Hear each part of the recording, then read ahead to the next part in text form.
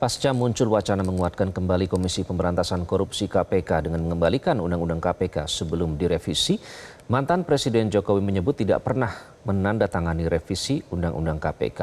Revisi UU KPK pada 2019 menuai kritik dan kekecewaan publik karena dianggap melemahkan lembaga anti rasuah itu. Kita akan membahasnya bersama mantan penyidik KPK Yudi Purnomo. Mas Yudi, apa kabar? Alhamdulillah baik Mas Iqbal. Oke, kalau mendengar ini istilahnya flashback ya Mas ya, pada tahun 2019 saat itu dan juga pada saat Anda dan teman-teman tidak lolos tes wawasan kebangsaan yang dianggap sebagai buntut dari upaya atau dugaan pelemahan KPK. Nah, kali ini ada upaya untuk mengembalikan kembali sebelum direvisi Undang-Undang KPK ini.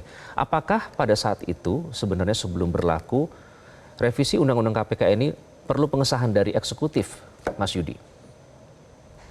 Ya, karena sudah ada surprise untuk menyetujui pembahasan revisi Undang-Undang KPK ini, maka kita tahu bahwa sebenarnya DPR ini memang berinisiatif bukan hanya dari masa pemerintahan Presiden Jokowi ya, tetapi masa pemerintahan Presiden SBY. Tetapi kemudian di akhir ya pemerintahannya yang periode pertama kan kita tahu Presiden Jokowi menyetujui dan kemudian mengirimkan ya wakilnya, yaitu salah satunya adalah Menteri Hukum dan HAM untuk kemudian membahas. Dan kita tahu bahwa secepat kilat pun ya akhirnya revisi Undang-Undang KPK disahkan yang melemahkan KPK. Padahal pada masa itu Mas Iqbal kita tahu demonstrasi di mana-mana bahkan memakan korban jiwa gitu ya untuk menolak adanya revisi Undang-Undang KPK. Bahkan kami waktu itu dari wadah pegawai KPK pun juga tegas menolak ya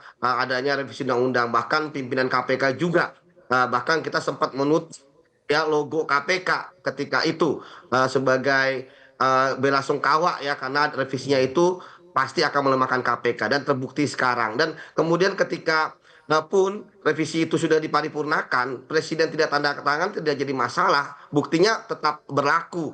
Jadi saya pikir justru ya saat ini ketika Pak Jokowi kemudian mengatakan bukan inisiatif DPR, ya memang benar inisiatif DPR, tetapi juga ada tanggung jawab beliau yaitu mengeluarkan surpres ya, walaupun bisa dikatakan oleh beliau bahwa untuk isinya tanda kutip ketika dia tidak tanda tangan kan dia tidak bertanggung jawab gitu ya, tetapi kan permasalahannya bukan tanggung jawab tidak tanggung jawab tetapi berlaku. Dan kemudian sampai saat ini kita melihat bagaimana KPK begitu lemah ketika dulu yang ditangkapi adalah para pejabat-pejabat tinggi ya, kepala-kepala lembaga, ya sekarang ya turun Oke.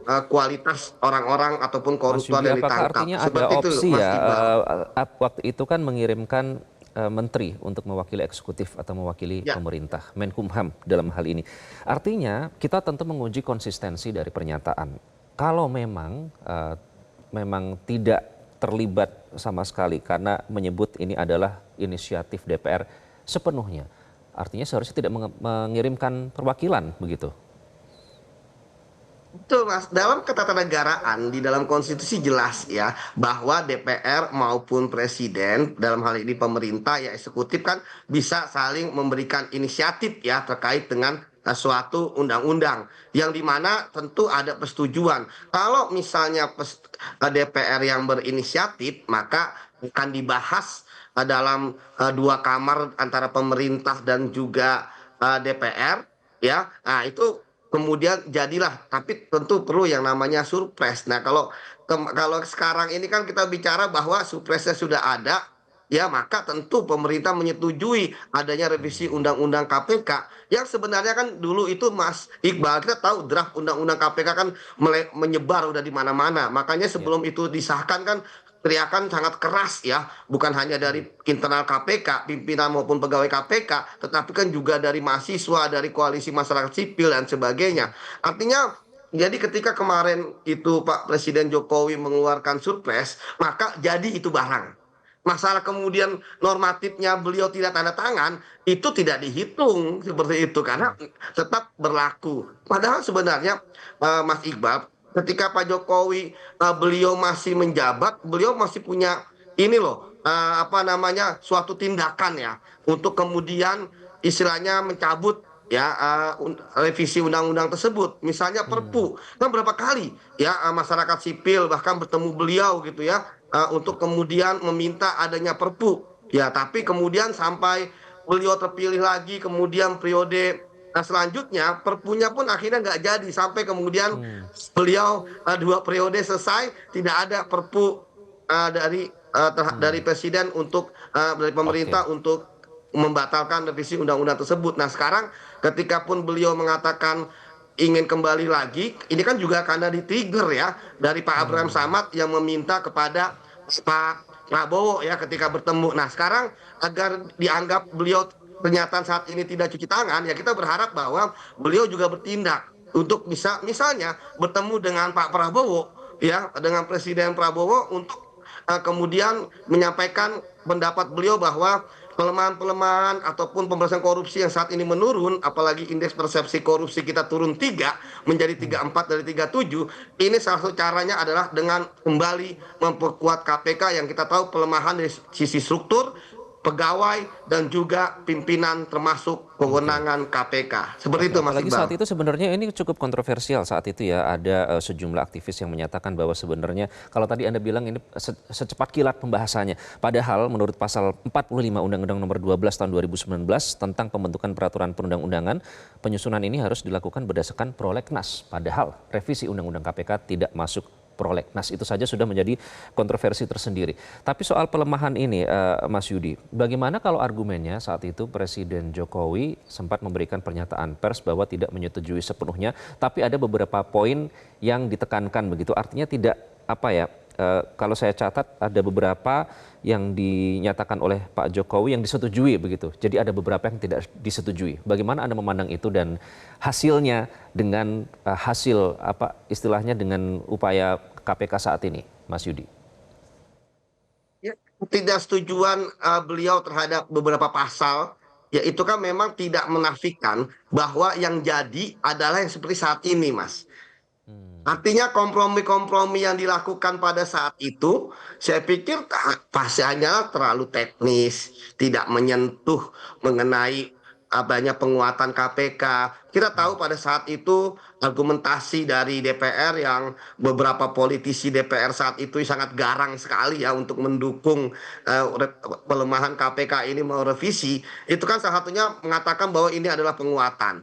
Nah, sementara argumentasi kita adalah pelemahan dan kemudian terbukti sekarang adalah pelemahan. Jadi ketika saat itu ada argumentasi antara pemerintah dan DPR, saya pikir argumentasi itu hanyalah normatif saja. Buktinya undang-undang jadi, kemudian pemerintah setuju, DPR setuju, dibawa ke paripurna DPR, kemudian disepakati seperti itu. Kemudian ketika diserahkan kepada presiden untuk tanda tangan, presiden tidak mau. Tapi saya pikir pada saat itu ya saya meyakini bahwa ini adalah strategi juga, karena memang revisi undang-undang KPK ini adalah barang panas. Ya pada saat itu kan masih belum tahu nih apakah ini menguatkan atau melemahkan kubu mana nih, baik kubu yang anti revisi dan pro revisi akan menang. Ternyata kubu yang anti revisi terbukti pada saat ini apa argumentasinya benar bahwa undang-undang ini melemahkan. Jadi masalah adanya pro apa terkait dengan Pak Jokowi yang mengatakan bahwa beliau ada yang setuju dia setuju, ya buktinya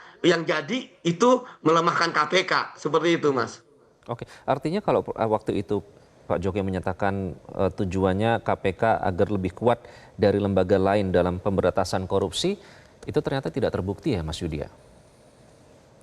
Ya benar tidak terbukti kan kita tahu bahwa revisi undang-undang KPK ini juga digunakan ya oleh pimpinan KPK pada saat itu Firly Bahuri dan kawan-kawan untuk menyingkirkan para pegawai KPK yang berintegritas. Artinya korbannya pun ada gitu kan 50 dulu 75 kemudian berkurang jadi 57 orang. Artinya memang undang-undang ini benar-benar saya katakan bahwa sudah diskenariokan ya hasil dari pasal ini adalah untuk menyingkirkan pegawai berubah jadi ASN. Kemudian adanya Dewas untuk membuat kewenangan KPK, kecepatan KPK bergerak menjadi terganggu. Dan buktinya Mas Iqbal adalah bahwa faktanya ketika pun digugat oleh masyarakat sipil, termasuk organisasi-organisasi massa, ya kita bisa melihat bagaimana sebagian dikabulkan, termasuk mencabut ya kewenangan Dewas terkait dengan izin penyadapan dan lain sebagainya. Artinya bahwa memang undang-undang ini ya MK saja yang mengabulkan permohonan dari para pemohon. Artinya memang banyak kelemahan.